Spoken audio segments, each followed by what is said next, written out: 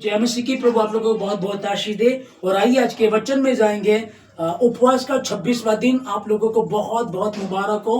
प्रभु आप लोगों को बहुत बहुत आशीष दे। और कई बार लगता है 40 उपवास रखने पड़ेंगे और 26 दिन कैसे निकल गए पता भी नहीं चला, है ना। और आगे भी कैसे निकलेंगे आप देखिएगा। और जब भी पूरे हो जाएंगे ना उसके बाद लगेगा कि और रखे जाएं, हाँ, क्योंकि यदि आप आत्मिकता में हैं तो आपको अच्छा लगेगा, और यदि आत्मिकता में नहीं है ना तो फिर यार बोझ ही, कोई भी चीज़ फिर बोझ ही लगती है। जब हम किसी से प्यार करते हैं तो उसके लिए कुछ भी मुश्किल वाले काम करना हमें आसान लगता है, और जब किसी से प्यार ही नहीं होता ना तो अगर वो छोटा सा भी काम कहते हैं तो हमें बड़ा मुश्किल लगता है। हालेलुया।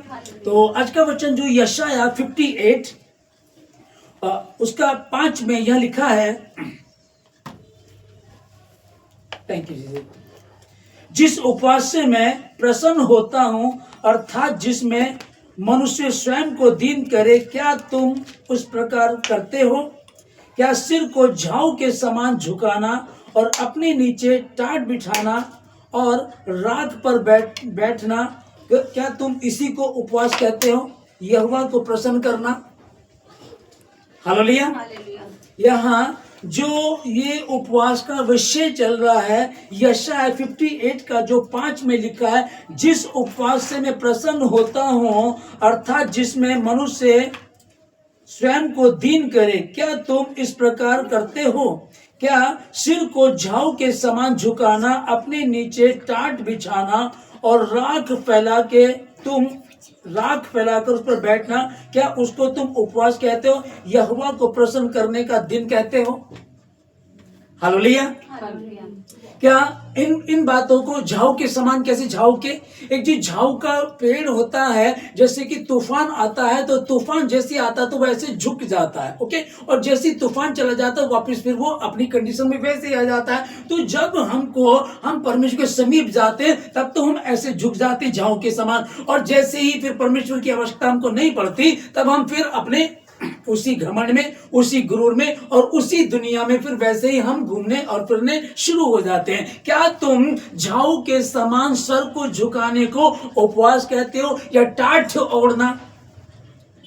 तब क्या होता था कि वो राख पर बैठ जाते थे, कपड़े को, अपने जो वस्त्र होते थे उनको फाड़ दिया करते थे और टाट पहन करके बैठ जाया करते थे। तो टाट के विषय में, जैसे अभी आप मेरा ब्लेजर देख रहे हैं, ये टाट वाला आज का जो फैशन का दौर चल रहा है ना, ये टाट वाले बहुत महंगा आई है। आप हरिद्वार में देखेंगे कुछ लोग जो अंग्रेज हैं वहां रहते हैं, जो संत बन गए, हिंदू संत बन गए, वो टाट वाले कपड़े रखते हैं, है ना। वो जो टाट था, वो जो बोरी टाट होता ना, वो ये हुआ करता था जो बाइबल बता रही है। लेकिन आज जो हाई स्टैंडर्ड का टाट आने लगा, उसको लपेट करके वो बहुत महंगा आता है, ठीक है ना। तो ये कह रहे कि क्या तुम इसको उपवास कहते हो? राख पर बैठना, टाट ओढ़ना, या फिर झाऊ के समान सर को झुकाना, क्या तुम इसको उपवास कहते हो? कैसा उपवास परमेश्वर पसंद करता है? हालेलुया। एक उपवास जो दानियल की पुस्तक में हमने पढ़ा, भजन संहिता 35 का 13 में, दाऊद ने अपने शत्रुओं के लिए उपवास रखा, लेकिन वो ये बोल रहा है कि तो भी मैं दुखी ही रहा, तो भी मतलब मैं परेशान ही रहा, मैं अपने शत्रुओं के लिए उपवास रखता रहा और प्रार्थना करता उनके लिए। हालेलुया। एक उपवास वो था। और दूसरा उपवास जब दानियल के विषय में हम लोग पढ़ रहे हैं, दानियल 6 का 18 में पढ़ेंगे इसको हम जी। Thank you. ये जिस वचन को हमने पढ़ा, यहाँ लिखा है, ये जो दानियल की पुस्तक 6:18 वचन में, कि राजा अपने भवन में चला गया और उस रात उसे नींद भी नहीं आई, और ना उसने भोजन किया और ना कोई सुख सुविधा की वस्तु उसके पास पहुंचाई गई। हालेलुया। अभी समझिएगा कि आप इतने ईमानदार हैं, इतने ईमानदार हो, वो इसको समझिएगा। जब दानियल को मालूम पड़ गया कि मैं पूरे 1 महीने तक जो राजा की मूर्ति खड़ी की गई उसको दंडवत करना है, और कोई भी अपने देवता, अपने ईश्वर से मतलब विनती नहीं करेगा 30 दिन तक, लेकिन ये उसके अनुसार करता रहा। अगर हमको कई बार, ये सही भी है जो बता रहा हूं, समझेगा कि हमें पता लगे कि एक बड़ी मुश्किल आने वाली है, बड़ी दिक्कतें परेशानी चल रही है, तो यार पास्टर जी ने बता रखा, बाइबल बताती है, ऐसे समय में उपवास के साथ प्रार्थना करो। यीशु मसीह ने भी कहा था ऐसे समय में उपवास करें और प्रार्थना करें, ठीक है ना, ये ठीक है बिल्कुल। लेकिन दानियल ने जब उस समय उपवास नहीं रखा, बस वो तो अपने कहे अनुसार तीनों पहर अपने कक्ष में जाता, ऊपरी कोठरी में जाता और स्वर्ग यरूशलेम की ओर खिड़की खोल करके परमेश्वर से प्रार्थना करता था। आमीन। ये प्रार्थना कर रहा है, ये प्रार्थना कर रहा है, इसकी प्रार्थना चल रही है, इसने उपवास नहीं रखा। हालेलुया। और जब समय आया कि ये दोषी पाया गया लॉ के अनुसार, क्योंकि जो वहां का जो कॉन्स्टिट्यूशन था वो ये बता रहा था कि जो कह दिया गया वो बदला नहीं जा सकता। राजा बदल सकता था, लेकिन क्योंकि कानून ऐसा है कि नहीं बदला जाएगा, ओके ठीक है, ओके, उसको आपने शेरों की मांद में डाल दिया, भूखे शेरों की मांद में डाल दिया। उस रात राजा को नींद नहीं आई। आमीन, हालेलुया। और ना उसने भोजन किया। और बाइबल क्या बताती है, यहाँ उपवास नहीं लिखा हुआ कि दारा राजा अन्य जाति का व्यक्ति क्यों उपवास करेगा, उसने उपवास नहीं रखा। लेकिन बाइबल में सबसे पहले परमेश्वर ने जो उपवास रखने के लिए कहा था वो क्या था कि तुम अपने जी को दुख देना, ठीक है ना, तुम अपने जी को दुख देना। हालेलुया। यही कहा था ना। तो यही चीज तो ये दारा राजा कर रहा था, इसने अपने जी को दुख दिया। पहले तो ये दुख ही था कि मैं दानियल को किस प्रकार से बचाऊं, लेकिन बचा ना सका। और जब उसको भूखे शेरों की मान में डाल दिया गया, उस रात दारा राजा ने दानियल के लिए, गुलाम के लिए, इजरायली पुरुष के लिए उपवास रखा। उस रात उसने खाना नहीं खाया और कोई भी सुख सुविधा की वस्तु उसके पास पहुंचाई नहीं गई और उसको नींद भी नहीं आई। हालेलुया। उपवास में और आप, हम जो उपवास है, एक ईमानदारी ऐसी होनी चाहिए कि मैं तो अपने परमेश्वर के प्रति ईमानदार हूं। पर यार तुम उपवास भी नहीं रखते हो। पर मैं समय के अनुसार दिन में 3 बार, सांझ को, भोर को, दोपहर को, तीनों पहर में अपने परमेश्वर के समीप जाता हूं। उपवास नहीं रखा कोई बात नहीं है, मैं उसके प्रति ईमानदार हूं। अब दानियल तू उपवास नहीं रखता कोई बात नहीं है, तेरे लिए मैं उस राजा से, उस प्रधानमंत्री से उपवास रखवा दूंगा। उस रात उसे नींद भी नहीं आई। हालेलुया।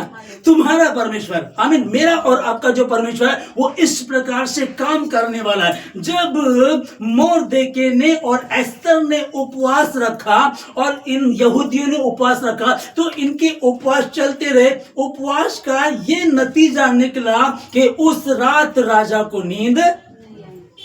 आमीन। वहां भी राजा को नींद नहीं है। परमेश्वर चाहता तो हामान को डायरेक्टली ही सजा दे सकता था, लेकिन डायरेक्टली एक गोली किसी को मार दो फिनिश हो जाएगा। पर किसी को तड़पा करके मारना, किसी को सामूहिक रीति से बेइज्जती करके खत्म करना, ये एक डिफरेंट है। हालेलुया। तू मेरी प्रजा को, मेरे लोगों को नाश करने के लिए बढ़ा था। अब मैं तुझे दिखाऊंगा, मैं जमीन और आसमान का बनाने वाला खुदा हूं। मैं वही हूं जिसने फिरौन की नींद हराम कर दी थी। जब फिरौन ने मेरे लोगों को सता रहे थे और मैंने कहा था कि उस रात जितने भी मिस्री हैं उनके पहलौठे मरेंगे। हालेलुया।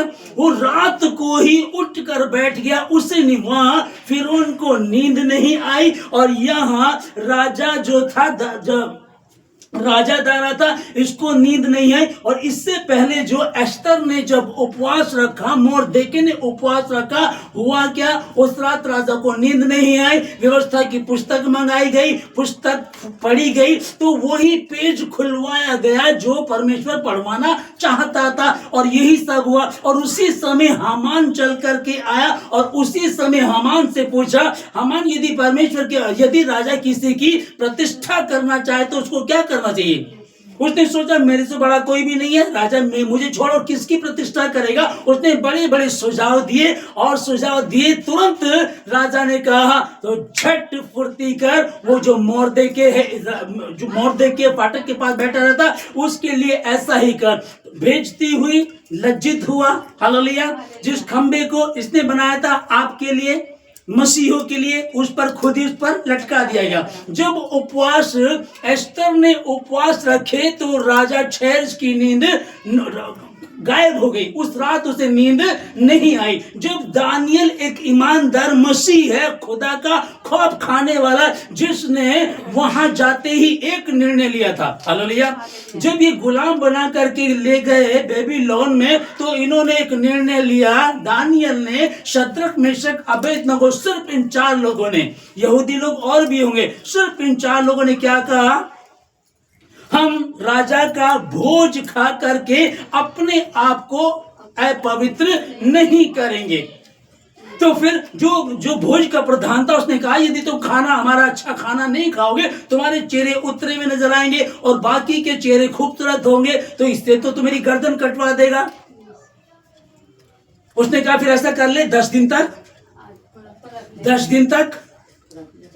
10 दिन तक की आप टेस्ट ले लो ना। अगर आपको 10 दिन में नजर आता है तो हमारी बात मान लेना, नहीं तो फिर जैसा आप कहेंगे वैसा होगा। वहां उसने वही साबित किया कि हमारे परमेश्वर ने कहा था, मैं तेरे अन्न और जल पर आशीष दूंगा। अन्न और जल जो भी है, उसमें घी, दूध, बादाम, ड्राई फ्रूट नहीं लिखा, लिखा कि मैं तेरे अन्न और जल पर आशीष दूंगा। लेकिन कब? जब तुम अपने परमेश्वर यहोवा की उपासना करोगे। इन्होंने अपने परमेश्वर यहोवा की उपासना करनी थी और परमेश्वर ने साबित किया, मैं तेरे बीच में से रोग दूर करूंगा उसी अन्न और जल के द्वारा। इस साबित करते चले गए। प्रभु उनको बुद्धि और ज्ञान देता चला गया, इनको बढ़ाता चला गया, इनको ऊंचे पद दिलाता चला गया। गुलामी में है और अन्य जाति के लोग वहां है, लोग चिढ़ रहे हैं। वहां जब इसको शेरों की मांद में डाल दिया गया, उस रात राजा को नींद, और राजा ने क्या किया? हालेलुया, है ना। मतलब कि दानियल ने उपवास नहीं रखा। दानियल के उपवास की दानियल के उपवास के विषय में हम लोग बात कर रहे थे कि दानियल का उपवास कैसा उपवास है। खा तो रहा है ना, कभी ड्राई फ्रूट खा रहा है, कुछ खा रहा है, मैंने स्वादिष्ट चीजें नहीं खाई, कुछ तो खा ही रहा है, पेट तो भर ही रहा है, लेकिन उसके बाद भेद निकल करके आया कि किस प्रकार से परमेश्वर को आशीषित किया। हालेलुया। स्वर्गदूत तो भी आया। स्वर्गदूत तो कह रहा आकर के कि पहले ही दिन जब तूने सूझबूझ करके प्रार्थना की थी, उसी दिन तेरी प्रार्थना सुन ली गई थी। इसका मतलब वो कितना बड़ा धर्मी था। हालेलुया। और उससे भी बड़ी बात है कि ये गुलाम है। एक व्यक्ति मर गया तो क्या फर्क पड़ता है? अपने पास तो हजारों लाखों गुलाम है, कोई फर्क नहीं पड़ता। एक व्यक्ति है लेकिन वो विशेष है। उसका चित्र परमेश्वर ने अपनी हथेली पर खोद करके बना रखा। जहां कहीं तू जाएगा, तेरी शहरपनाह निरंतर मेरे सम्मुख रहेगी। मैं अपने स्वर्गदूतों को आज्ञा दूंगा। आमीन। तो यहाँ तो लिखा अपने स्वर्गदूतों को आज्ञा दूंगा, ये थोड़ी लिखा कि मैं उनको भी आज्ञा दूंगा। हाँ, परमेश्वर किसी का भी मन बदल सकता है। राजाओं का मन परमेश्वर के हाथों में जल की नालियों के समान होता है, जिधर चाहता उसको मोड़ लेता है। उस रात राजा को नींद नहीं आई, उस रात राजा ने खाना नहीं खाया, उस रात उसके पास कोई सुख भोग की वस्तु नहीं पहुंचाई गई और वो जागता रहा। हालेलुया। और परमेश्वर ने उपवास के विषय में क्या कहा था कि किस प्रकार का उपवास होगा तुम्हारा? ये तो यीशु मसीह ने कहा। लेकिन वहां क्या लिखा? वहां तो क्या है कि अपने जी को दुख देना है। आज की सांझ से लेकर अगली सांझ तक तुमको उपवास करना और अपने जी को दुख देना। तो ये जी को दुख ही तो दे रहा था। लिखा है कि वो दुखी हुआ, राजा मन में दुखी हुआ। वो बचाना चाहता था दानियल को, लेकिन दानियल को कैसे बचाता? क्योंकि जो कॉन्स्टिट्यूशन है वो बता रहा है कि नहीं, राजा ने जो कह दिया वो बदला नहीं जाएगा। ये कानून बता रहा है। हालेलुया। तो क्या हुआ? जब आप परमेश्वर के प्रति ईमानदार हैं, जब आप खुदा के प्रति ईमानदार हैं, आप तीनों पैरों के समीप बैठे रहते हैं और सच्चे मन से आप उसको प्रसन्न कर रहे हैं, तो खुदा तुम्हारे लिए राजा को कायल करेगा, राजा को मजबूर करेगा कि वो भी खाना नहीं खाएगा, उसे भी नींद नहीं आएगी, वो भी अपने जी को दुख देगा। ये कब होगा? हालेलुया, है ना। उपवास का ये 26वां दिन में परमेश्वर हमसे जो बात कर रहा है, यहाँ हम लोग उपवास रख रहे हैं, मसीह के लोग उपवास रख रहे हैं, लेकिन मसीह पर कोई विपत्ति आ पड़ी है, मसीह पर कोई दिक्कत आ पड़ी है, तुम्हारे शत्रु भी तुम्हारे लिए उपवास रखेंगे, प्रार्थना करेंगे। कब करेंगे? जब हम परमेश्वर के प्रति ईमानदार होंगे। हालेलुया।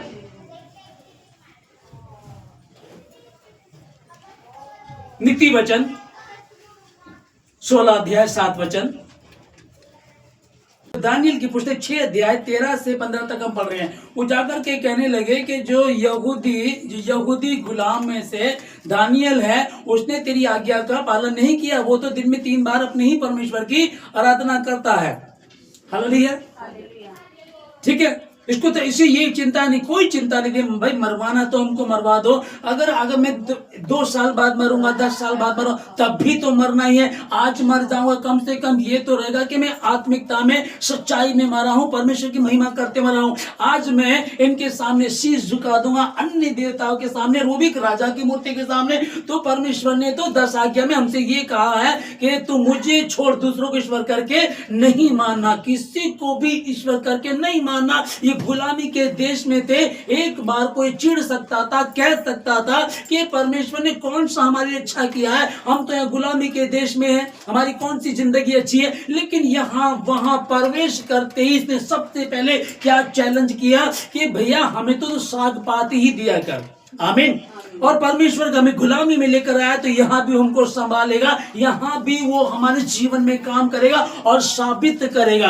आप गरीबी में हैं, गुलामी में हैं, कहीं आप रहते हैं, लोग आपसे चिढ़ते हैं, दिक्कत में है, बड़ी दिक्कतें परेशानी चल रही है, तो भी यदि आप ऐसा करेंगे, नहीं मेरा परमेश्वर जिंदा है, सच्चा है, वो परमेश्वर मुझे संभालता है, जिसने मुझे मेरी माँ के गर्भ में पड़ने से पहले चुन लिया था, वही परमेश्वर आज भी काम करेगा। हालेलुया, है ना। अच्छों को तो इस दुनिया में सब प्यार करते हैं, बुरों को प्यार करना मसीहा सिखाता है। जब आपके लिए कोई अच्छा करता है तो आप उसके लिए अच्छा करना चाहते हैं, लेकिन आपका परमेश्वर आपको गुलामी में लेकर गया। आप वहां भी कह रहे हैं तू आशीष दे चाहे ना दे, तू चाहे गुलामी में रख चाहे आजादी में रख, परमेश्वर तो तू ही है मेरा।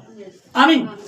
दानियल ने साबित किया और वो बोल रहे हैं कि वो तो अपने परमेश्वर की दिन में 3 बार प्रार्थना किया करता। तब राजा सांझ तक बचाने की कोशिश में लगा रहा, लेकिन ये संभव नहीं था। फिर राजा कहाँ गया? अपने भवन में चला गया और उस रात उसने भोजन नहीं किया और उसको नींद भी नहीं आई। अब समझ देगा इस चीज को कि आप परमेश्वर के प्रति ईमानदार हैं, आप खुदा में हैं। कई बार लगता है अभी भी दिक्कतें परेशानी चल रही है, हम तो गुलामी में हैं, हम क्या करेंगे, कैसे चलेंगे, हमारा परमेश्वर भी गुलामी से बचा ही नहीं पाया, फिर शेरों की मांद में से कैसे बचा सकता है। पर वो जानता था कि परमेश्वर जिंदा है और प्रभु हमको अगर यहाँ लेकर के आया है तो यहाँ से वो हमको कुछ सिखाना चाहता है। आमीन। यहाँ भी वो हमको कुछ हमसे कुछ बात करना चाहता है और उन्होंने वहां भी ये साबित किया, हम यहूदी हैं, हम इजरायली हैं, हम जिंदा परमेश्वर के लोग हैं, हम जमीन और आसमान के बनाने वाले परमेश्वर की संतान हैं। और उसी ने अपने स्वर्गदूतों को हमारे निमित्त आज्ञा दी है। वही है जो दानियल को कह रहा कि मैं निरंतर तेरे साथ रहूंगा। वही शद्रक मेशक अबेदनगो को जलती आग की भट्टी में जाकर के बचा लेता है। हालेलुया, ठीक है ना। अभी आप समझिएगा कि अमिताभ बच्चन है, फिल्म स्टार अमिताभ बच्चन, ठीक है ना। 1982 में फिल्म की शूटिंग के दौरान उसको गंभीर चोट लगी। ओके, जब चोट लगी तो पूरे भारतवर्ष में बहुत लोगों ने उसके लिए उपवास रखा, प्रार्थना की कि वो जो एक्टर है, हीरो नहीं है, एक्टर है, एक्टिंग करते हैं, ओके, तो उसके लिए उपवास प्रार्थना की। अब आप समझिएगा कि आप मसीह हैं, वो सिर्फ दुनिया का एंटरटेनमेंट कर रहे हैं, उसके लिए खूब पैसा लेते हैं, फ्री में नहीं कर रहे उसको, ठीक है ना। अभी धर्मेंद्र मरा, धर्मेंद्र के मरने पर जो मैं न्यूज देख रहा था, बहुत उसका अंतिम संस्कार जल्दबाजी में कर दिया गया, ज्यादा शोर नहीं हुआ। ओके, तो जो उनके फैन थे, बहुत औरतें, बुजुर्ग औरतें, जवान, वो सब रो रहे, हाय काश में एक बार शक्ल दिखा देते। आप समझिएगा वो व्यक्ति जिसका खुद का जीवन कुछ नहीं था, जो मतलब पर्दे पर तो वो कुछ दिखाते हैं और असल जिंदगी में उसने क्या किया, अपनी जवानी की पत्नी को छोड़ करके अब वो ऐश की जिंदगी जी रहा था। उस व्यक्ति के लिए भी लोग उपवास रख रहे थे।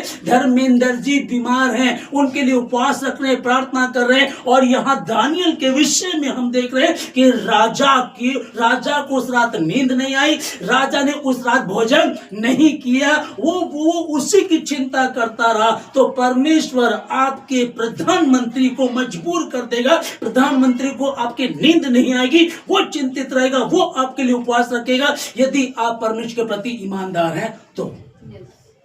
हालेलुया, है ना। मैं ऐसे लोगों के लिए लोग प्रार्थना कर रहे हैं, उपवास रख रहे हैं, जो उनका उद्धार नहीं कराएंगे। यहाँ दानियल तो उद्धार लेकर के आया। आप लोगों के हाथों में उद्धार है, आपके हाथ में जिंदा वचन है। यूहन्ना 3:16, जगत से ऐसा प्रेम किया परमेश्वर ने कि उसने अपना इकलौता बेटा यीशु मसीह, ताकि जो विश्वास करे वो नाश न परंतु अनंत, है ना। वो तुम्हारे पास है।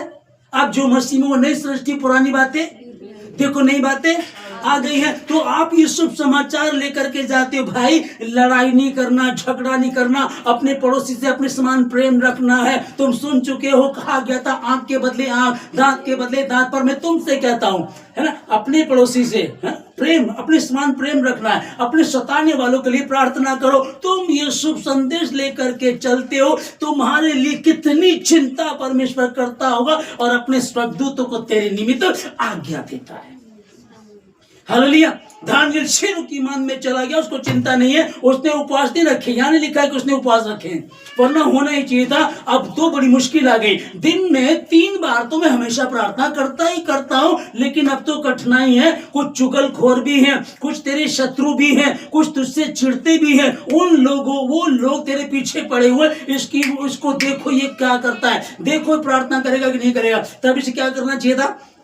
प्रार्थना के साथ क्या करना चाहिए था? इसको उपवास भी करना चाहिए था। लेकिन उसने कहा भाई मैंने तो अपना रोल अदा कर दिया है, मैं तो प्रार्थना करके मैंने रोल अदा कर दिया, अब आगे का काम परमेश्वर का है। अब प्रभु आप करिएगा। शेरों की मान में डाल दिए जाओगे। भूखे शेर है वो, उसकी मान में जब डाले जाते हैं, शेर बोटी बोटी नोच खाते हैं, कोई नहीं छोड़ेगा। वो परमेश्वर जिसने मुझे अपनी समानता में बना, इनको पशुओं को, पक्षियों को, जानवरों को उसने यूं कह करके बना दिया। हालेलुया। जब आदम ईमानदार था, परमेश्वर के प्रति ईमानदार था, उस समय यही शेर आदम के पैर चाटते थे, यही शेर आदम के साथ रहते थे और शेर की सवारी करता था आदम, जब परमेश्वर के प्रति ईमानदार था। हाँ, अब अनुग्रह आया, मैं और आप अनुग्रह में, आज हम वही हैं, परमेश्वर के साथ चल रहे हैं, परमेश्वर के प्रति ईमानदार हैं। तो क्या कर रहे थे शेर? अब दानियल के शांत बैठे हैं, उसके चेहरे को निहार रहे होंगे। ये तो वही, इसके चेहरे में तुम्हें खुदा नजर आ रहा है, इसके चेहरे में तो यीशु मसीह नजर आ रहा, आई हमारा खुदा नजर आ रहा, जिसने हमको बनाया वो उस चेहरे में नजर आ रहा। वो उसके चेहरे को ताक रहे होंगे, उससे बरकत ले रहे होंगे। थोड़ा सा हम में भी ट्रांसफर हो जाए, तेरी चेहरे की रौनक थोड़ी सी हम में भी आ जाए। हालेलुया। उसके पास बैठे, सुकून से बैठे। हालेलुया। कितने तुम से भूखे थे, खाना आ जाए। लेकिन दानियल जब वहां डाला गया था, तो वो क्या कर रहे हैं? आराम से बैठे हैं। तुमको भूख नहीं लग रही? आज तो बिल्कुल भी नहीं लग रही। क्यों नहीं लग रही? हम उसके समय बैठे हैं जिसने गुलामी के देश में भी राजा का खाना खाने से इनकार कर दिया। मुझे साग और पाती दिया कर, और मेरे चेहरे पर कितनी रौनक थी, इसके चेहरे पर साग पात खाने पर इतनी रौनक थी। अब तो वो सामने हमारे बैठा है, हमारे पास भी वो रौनक आ गई। आमीन। वही रौनक हमारे पास भी। उपवास इसने नहीं रखा। उपवास कौन रख रहा है? दारा राजा, अन्य जाति का दारा राजा उपवास रख रहा है। उस रात उसने खाना नहीं खाया। हालेलुया। या तो ये सच है, या तो ये सच है, तो फिर ऐसा होगा आपके जीवन में और मेरे जीवन में। आमीन। और अगर झूठ है तो फिर यही है, कल किसने देखा है? फिर आओ, फिर ऐश करें, मौज मस्ती करें, टेलीविजन देखें, गंद मचाएं, गंदी चीजें जो करना फिर वो करें। या फिर यदि है, हालेलुया, यदि है तो फिर क्या करेंगे? दानियल की तरह आनंद मनाएंगे। हमें पता है, हम दानियल की तरह आनंद मनाएंगे और कहेंगे परमेश्वर मेरा जिंदा खुदा है। 127, ठीक है ना, 2 में पढ़ रहे हैं, है ना। तुम जो दुख भरी रोटी खाते हो, देर तक काम करते हो, जल्दी सुबह सुबह तड़के उठ जाते हो, पार्ट टाइम जॉब करते हो, पहले एक घर वहां काम करेंगे, फिर ऑफिस में काम करेंगे, फिर ये भी काम करेंगे, है ना, इतने काम करते हो, देर तक देर में सोते हो, जल्दी उठ जाते हो, तुम्हारे लिए ये परिश्रम करना ये व्यर्थ है, तुम जो मेहनत कर रहे हो व्यर्थ है, क्योंकि वो अपनी प्रियो को तो यूं ही नींद, हालेलुया, अपने प्रियो को यूं ही नींद प्रदान करे, अपने प्रियो को यूं ही नींद प्रदान करता है, और जिनसे वो काम लेना चाहता है, चौकीदार से नहीं, मुख्यमंत्री से नहीं, है ना, गृह मंत्री से नहीं, किससे वो कह रहा है, डायरेक्ट वो राजा से बात कर रहा। उस रात राजा को नींद नहीं आई और राजा ने कहा कि भाई इतिहास की पुस्तक लाई जाए। हालेलुया, उस रात राजा को नींद नहीं आई, उसने खाना नहीं खाया और वो दुख मनाता रहा और भोर होने का इंतजार करता रहा। ये कब हुआ?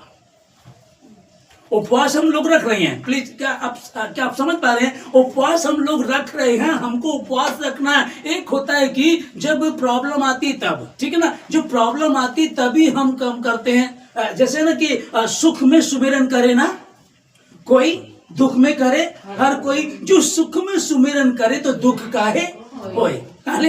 आमीन। फिर जब हम तो कंटिन्यू, आप लोगों के उपवास कंटिन्यू चलते ही रहते हैं, अचानक मुश्किल हो रही, कानूनी समस्या आ गई भैया, वो वकील साहब कह रहे हैं अब तो ये जो है ना इधर बड़ी दिक्कत आने वाली है। कोई बात नहीं है, दानियल को पता था दिक्कत आएगी, आनी है, लोग मेरे पीछे पड़े हुए हैं, मैं तो इन्हीं के यहाँ रहता हूँ, ये तो मुझे ढूंढ लेंगे, पता कर लेंगे, इन्होंने सीसीटीवी लगा रखे, ये मुझे ढूंढ लेंगे, लेकिन मेरे परमेश्वर की दृष्टि में खरा पाया गया हूँ। हालेलुया। मैं बता रहा हूं आप लोगों को कि भाई एक फिल्म स्टार को चोट लगी, लोग उसके लिए उपवास रख रहे हैं, हाय वो बच जाए। क्या करेगा तुम्हारे लिए? क्या करेगा? अरे ये वाला एक्टर नहीं रहेगा, दूसरा रहेगा, दूसरा नहीं होगा, तीसरा होगा, कोई ना कोई तो होगा जो आपका एंटरटेनमेंट करेगा। लेकिन उद्धार करता